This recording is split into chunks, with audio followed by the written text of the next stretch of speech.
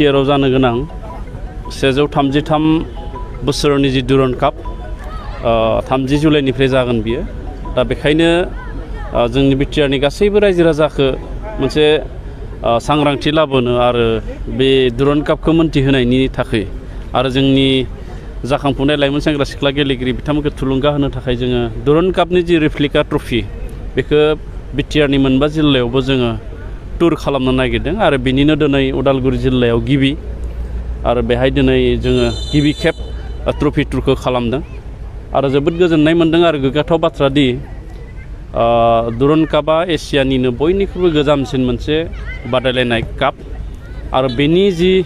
गुबै ट्रफि नंगुबै ट्रफि एबा आसोल ट्रफि बेखौ मैया जोंनि भारतनि हादोरगिरि द्रौपदी मुर्मुआ गोदान दिल्लीयाव बेखेवदों आरो बेखौ बेखेवनाय लोगो लोगो दिनै दुलाराय भारतआवनो नैथि ट्रफि टुर बेयो जोंनि बिटिआरनि उदालगुरि जिल्लायाव जाबाय आरो बेजों लोगोसे जोङो मोनसे फिसा हाबाफारि लादों जे 7 भार्सेस 7 मोनसे फ्रेन्डलि मेट्स गेलेनाय आरो बेखौ जोङो उदालगुरि जिल्लायाव आइजोफोरनि थाखाय जों बेखौ होनाय जादों आरो बे ट्रफि टुरनि गेजेरजोंनो जों आसा खालामदों जोंनि बिटिआर ओनसोलनि गासैबो रायजो राजाफ्रा दुरान्ड कापनि ओंथि जोंनि गेलेनायनि फारसे थुलुंगानाय आरो लाइमोन सेंग्रा सिख्लाफोरा गोसो बोनाय मोनसे थासारि फैगोन जों बेखौ फोथायदों।